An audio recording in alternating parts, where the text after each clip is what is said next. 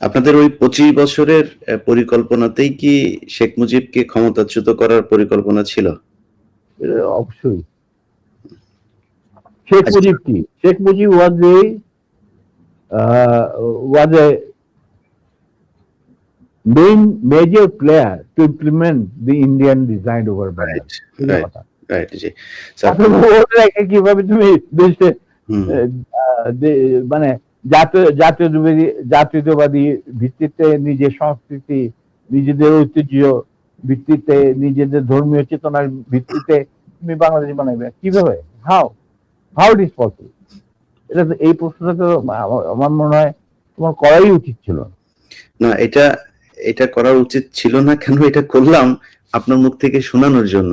এটা শুনলে হয়তো অনেকেই মনে করতে পারে, যেমন আওয়ামী লীগ হয়তো এটা নিয়ে কথা বলবে যে জিয়াউর রহমানও তাহলে তাকে ক্ষমতাচ্যুত। আমি কিন্তু এখানে হত্যা করার কথা বললাম, আমি বলেছি ক্ষমতাচ্যুত করার কথা। he was a casualty. Right. He was a casualty in a conflict. It's a crossfire. Right. That's it. Right. তো এখন এই জায়গাতে শেখ মুজিবকে করার পরে আমি ব্যক্তিগতভাবে জিয়াউর রহমানের প্রতি আমার সম্মান একটু কমে নাই, কারণ ওইটা ছিল মেন কালপিট এই শেখ মুজিব। তো তাকে তো সরাইতেই হবে এনিহাউ। আপনাকে সেটা আমি তোমাকে একটা কথা বলবো। জি স্যার। যাতে আমি একজন মুসলমান হিসাবে বা একজন মানুষ হিসাবে, কেউ কোন মানে মানুষ বা একজন মুসলমান হিসাবে আমি কাউকে জাতির পিতা, জাতির মাতা, জাতির বন্ধু, জাতির ভাতিজা এগুলি আমি মানি না। এগুলি সঠিক বয়ান নয়। স্যার আপনি তো সেক্টর কমান্ডার ছিলেন, মানে বীর উত্তম ছিলেন একজন। এই প্রশ্নটা আমি শেষ করি নাই। জি। আমরা এই যে সভ্য সমাজ তথাকথিত, যেখান থেকে আমরা গণতন্ত্রের সবক নেই, যেখান থেকে আমরা মানবাধিকারের সবক নেই, যেখান থেকে আমরা শিখি হোয়াট ইজ ব্যক্তি স্বাধীনতা, বলার স্বাধীনতা, এই সমস্ত যেখান থেকে আমরা সবক নেই, সেই সমস্ত দেশে কি জাতির পিতা, জাতির ফিতা, জাতির বাতা, এই সমস্ত আছে? বলো কোন দেশ আছে? ইউএসএতে কয়েকজনকে তারা মানে ইউএস এর ফাউন্ডার মনে করেন। ফাউন্ডিং ফাদারও কেউ বলে না।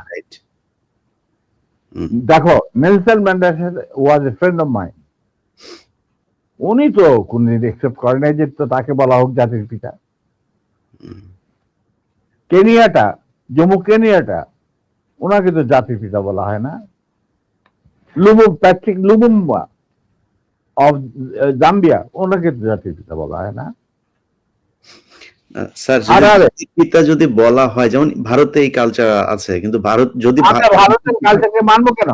না, যদি মানা হয় সেই ক্ষেত্রে স্যার মোহাম্মদ আলী জিন্নাহ বাংলাদেশের জাতির পিতা হবে, কারণ সে দ্বিজাতি তত্ত্বের ভিত্তিতে দুই রাষ্ট্র গঠন করে দিয়ে গেছে।